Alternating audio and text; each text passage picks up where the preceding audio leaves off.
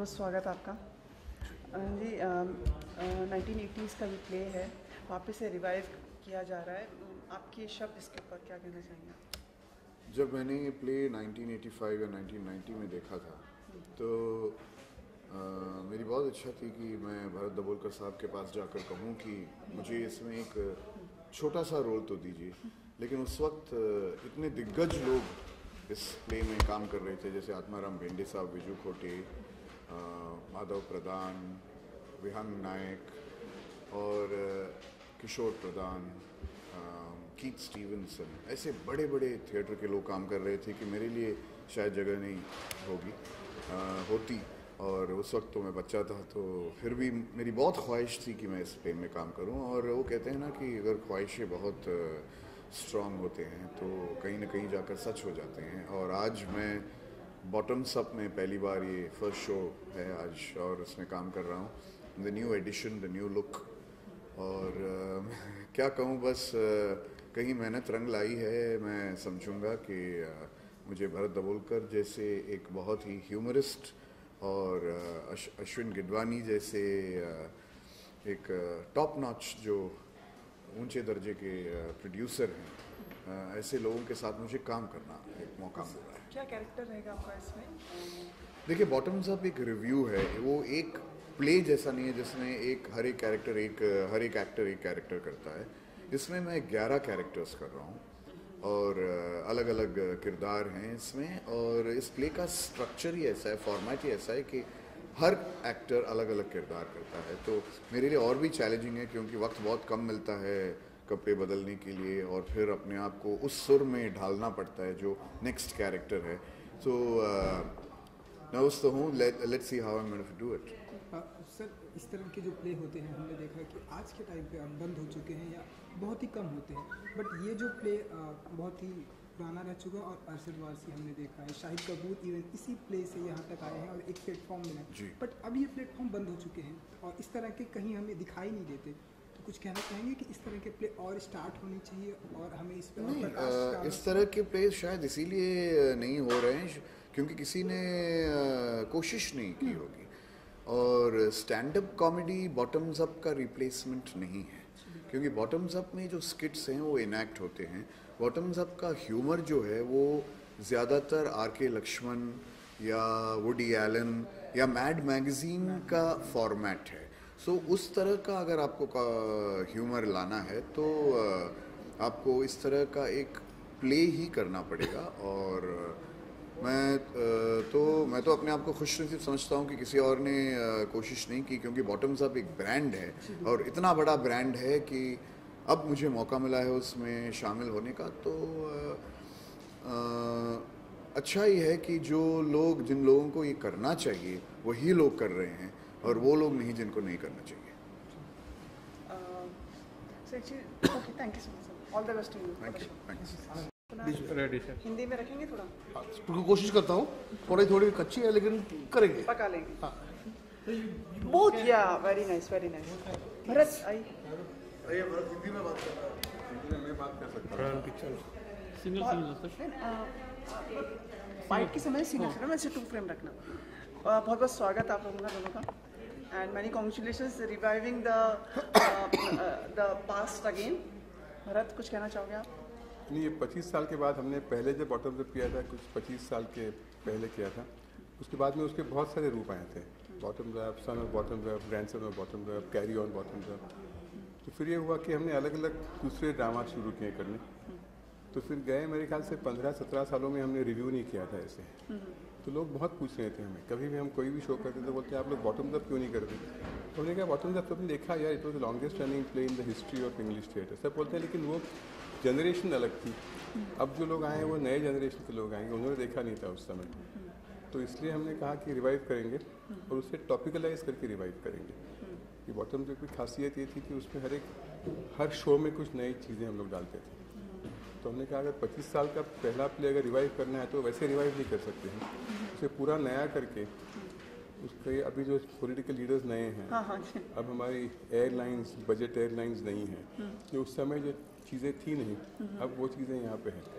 तो उनको मद्देनज़र देख के हमको नया लिखना पड़ा। तो इसलिए बहुत मज़ा आया। और सब नई कास्ट है, हमारी पुरानी जो बॉटम्स अप गैंग थी वो कुणाल है भी नहीं। नए जुड़ रहे हैं। कुणाल है, कुणाल हमारे साथ पहले काम करते थे लेकिन बॉटम्स अप में फर्स्ट टाइम काम कर रहे हैं। जी जी हाँ। जब पहली बार बॉटम्स अप हुआ हम क्वाइट यंग और छोटे थे। हमने स्टेज अपने ऑडिटोरियम में जाकर देखा था, बहुत बार देखा था, और अभी मौका मिल रहा है स्टेज पे बॉटम्स अप करने को, तो बहुत मज़ा आ रहा है। इन दिनों हम जो देख रहे हैं कि जैसे सोशल नेटवर्किंग साइट्स हैं वो खुद एक प्लेटफॉर्म क्रिएट करते हैं, जैसे AI भी हमने देखा है। आपने देखा तो होगा नेट पे? नहीं, मैंने देखा नहीं है। आपने देखा होगा। ये जो चीज़ें जिस तरह से जो चेंजेस आ रहे हैं, इसको आप कैसे मतलब लोगों के सामने इस तरह से सभी चीज़ें अच्छी है कि जितनी कॉमेडी होगी उतनी ज़्यादा उतना ज़्यादा अच्छा है। अलग अलग कॉमेडीज हों तो उनका अलग अलग ऑडियंस होता है हर एक का। तो मतलब ऐसे नहीं कि एक टाइप की कॉमेडी चलती है, कॉमेडी में हर एक अलग अलग प्रकार होते हैं। तो उसमें AIB टाइप कॉमेडी का एक अलग उनका ऑडियंस होता है, बॉटम्स अप का एक अलग ऑडियंस होता है। जो हम लोग नॉर्मल एक इमोशनल कॉमेडी करते हैं, जैसे हमने फनी थिंग कॉल्ड लव किया था, उसका एक अलग ऑडियंस होता है। तो मेरे ख्याल से जितने अलग अलग प्रकार आते जाएंगे उतना अच्छा है, क्योंकि ऑडियंस बढ़ता जाता है। और इतने अपने सीरियस लाइफ में जितनी कॉमेडी होगी ज़्यादा उतना अच्छा है। पर ये जो हमने AIB के थोड़े रशेस जो देखे, don't you think too below the belt जो चीज़ें जा रही हैं? लेकिन वो ऑडियंस के हिसाब से है ना, क्योंकि जो यंग ऑडियंस उनको अगर वो पसंद है तो वो उनको केटर करके वो दे रहे हैं ना। अभी टाटा थिएटर में बैठ के करना ज़रा मुश्किल होगा कि हमारा ऑडियंस अलग है, तो हम थोड़ा उनके हिसाब से करते हैं। वैसे सब कुछ ऑडियंस के हिसाब से ही होता है ना, इसलिए बिलो द बेल्ट यानी थोड़ा ऑप्शन है, लेकिन यंग जनरेशन को पसंद है तो क्या फ़र्क पड़ता है। भारत, आपके विचार इस पे? जी, मैं एक ही कह सकता हूँ कि हमने अब तक मैंने 32 प्ले लिखे हैं अभी तक। मैंने एक भी प्ले में कभी भी किसी गाली का या किसी below the belt direct reference का इस्तेमाल नहीं किया। मेरे प्लेज में डबल मीनिंग जोक्स होते हैं, लेकिन वो मेरी पर्सनल बात है कि मैं ऐसा लिखना पसंद नहीं करता हूँ। गालियाँ देना, वो इंग्लिश में हो या हिंदी में हो, या फिर डायरेक्टली बिलो द बेल्ट बातें करना। डबल मीनिंग ठीक है, जिसके 2 मीनिंग रहते हैं वो तो जो लोग दूसरा मीनिंग समझते हैं वो दूसरा मीनिंग पकड़ते हैं, जो समझते नहीं वो पहला मीनिंग पकड़ के चलते हैं। तो मैं खुद ऐसे कभी लिखता नहीं। उसका मतलब ये नहीं कि कोई और लिखे नहीं। अगर उनका ऑडियंस है, उनको देखने को लोग आते हैं, उन्हें पसंद करते हैं, तो वो उनका ऑडियंस है। तो उनके बारे में मैं कुछ नहीं, मैं खुद ऐसा नहीं लिखता। My colleague was asking to other कि Shiamak and Shahid all started with you only? जी, शामक दावर हमारे साथ डांसर थे, फिर उन्होंने गाने गाए हमारे प्ले में। फिर सुनीता राव हमारे साथ डांसर थी, फिर श्वेता शेट्टी हमारे साथ डांसर थी, फिर जावेद जाफरी हमारे साथ डांसर थे, फिर हमारे साथ काम करते थे। फिर अरशद वारसी हमारे साथ डांसर थे, फिर वो मेरे 4-5 प्लेस के कोरियोग्राफर्स थे। फिर वो हमारे साथ एक्टिंग करते थे। फिर मारिया गोरेटी, उनकी जो वाइफ है, हमारे डांस शो में उनसे मिली। वही सेटिंग हुआ मतलब। शहीद कपूर हमारे साथ डांस करते थे। तो बहुत सारे लोग, मतलब बॉटम्स अप के मतलब इतने सालों में बहुत सारे लोग जो अभी सुपरस्टार्स बन गए हैं हमारे साथ काम करते थे। Kunal, words for the play, अब शुरुआत हो रही है, एक नया जन्म हो रहा है। नया जन्म है, लेकिन ये जो प्ले है वो आइकॉनिक प्ले है। जो आज आए हैं लोग ऑडियंस में, उन्होंने सुना है बॉटम्स अप के बारे में। मुझे लगता है ज़्यादा एक्सपेक्टेशन लेकर आए हैं, and we hope that we will make them laugh and make them cry laughing at the end of it all. Thank you so much, sir. Thank you so much. Just pause for 2 seconds for our cameras together. Picture निकालो ना, तो हो जाएगा। हाँ, तो वो होगा ना।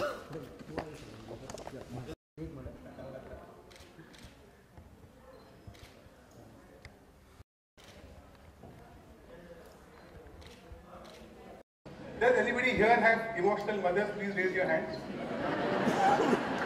If you put all that together, you get my mother. You know, she came for the first night of the first bottom up. Saturday night she came, she saw the whole play, she was completely disappointed. She went home and she almost had tears in her eyes. She said, "What rubbish do you write? We raised you so well, we've shown you some great plays, we had great stories, great acting, great dialogues. What is this trash that you're writing? Please do me a favor, don't spoil the family name. Stop writing plays like this." And I felt bad and I said, maybe I should. And next day, Sunday night, we had a show again, and there was this drop-dead gorgeous girl in the audience called Aparna Sharma. Her sister used to work with us. And this Aparna Sharma, Apu, she was a supermodel. She used to do some television show, some fashion show on ZTV. And she saw the show. At the end of the show, when we came for curtain call, she came running on the stage, gave me a tight hug and kept kissing me and saying, "My God, Bharat, I've never laughed so much in my life. Please, please don't ever stop writing like."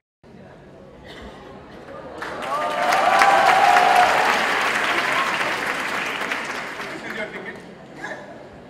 This is a ticket for the first bottom up 25 years ago. Of course, you can't find a seat here. I told you I was a little late.